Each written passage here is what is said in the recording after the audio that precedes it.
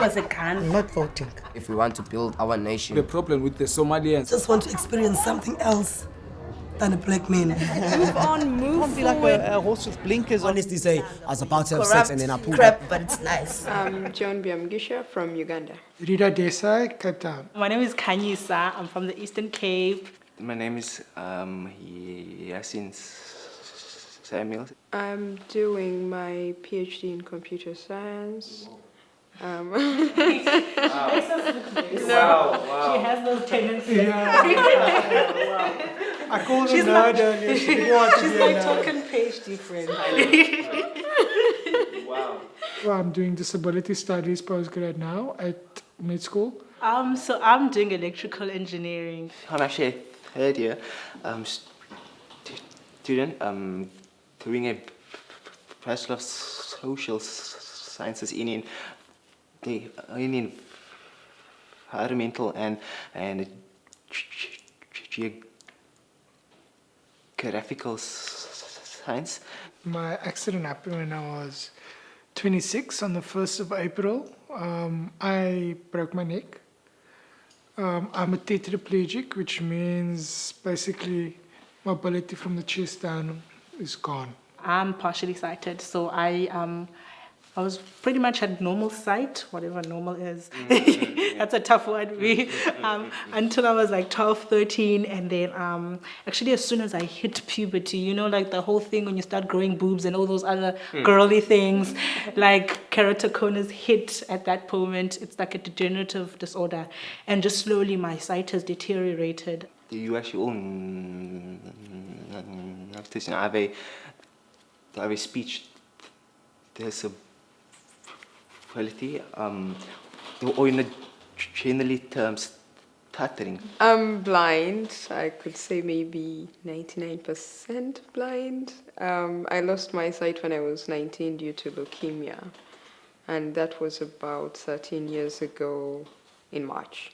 I think I've always been a very anxious person, but like the moment I started, my sight deteriorated, I became super anxious because I was just like anxious about crossing the road, anxious about, what's going to happen, how far is my sight deteriorating, schoolwork was hard. And that brought in like hopelessness because I didn't know anyone else who had sight problems.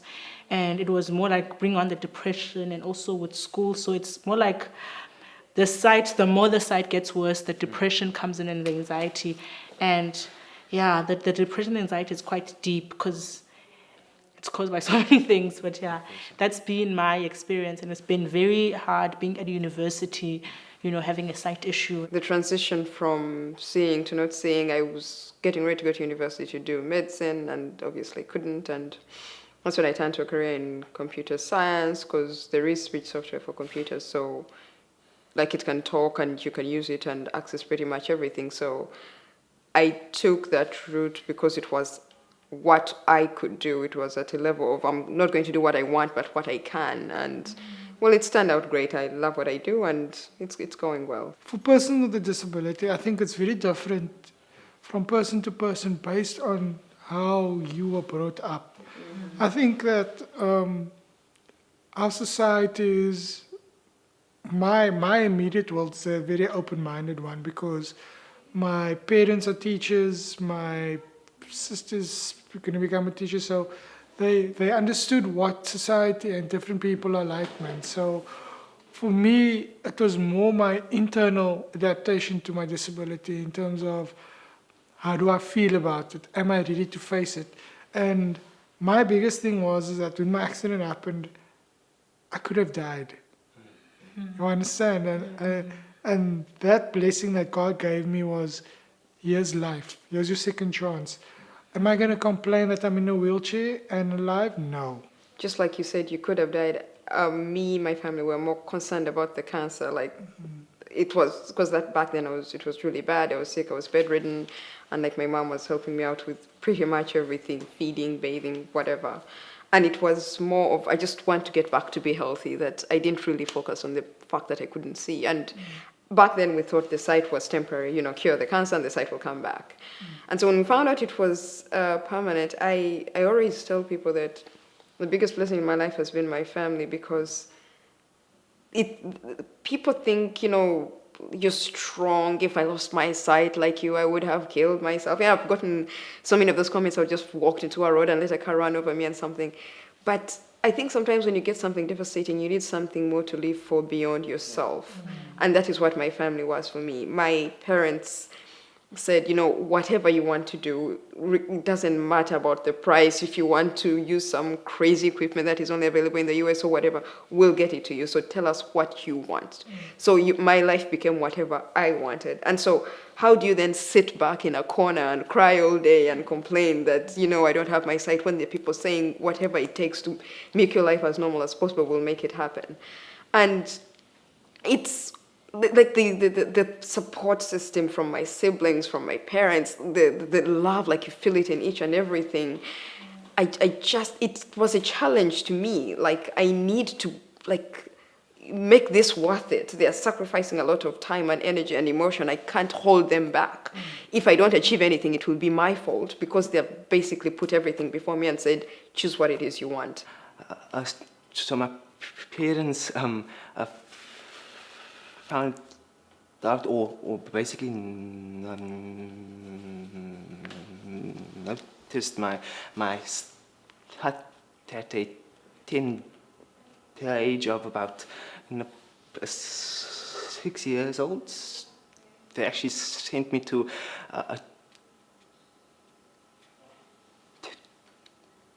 numerous speech therapists, even in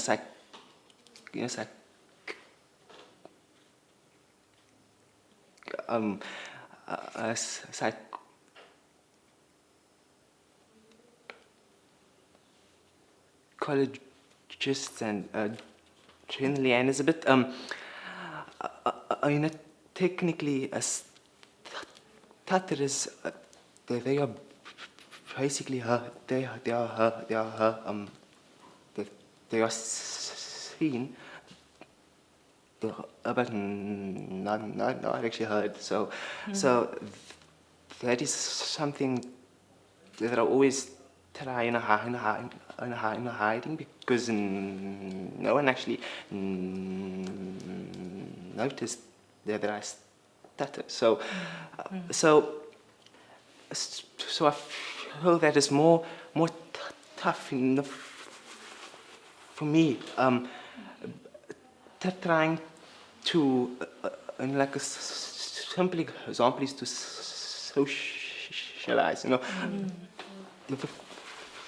For the past over 10 years, starting primary school into high school, speaking was, of course, for me extremely tough. For me, when I started, my sight started deteriorating. Like, it started off just like not being able to see in class. It was very scary for my parents, because my dad had been retrenched from work in 1997. And in the Eastern Cape, if you lose your job in the government, you will never get another job again. There's no jobs. And we were working on my mom's salary, and my mom was working in home affairs with taking care of 5 children.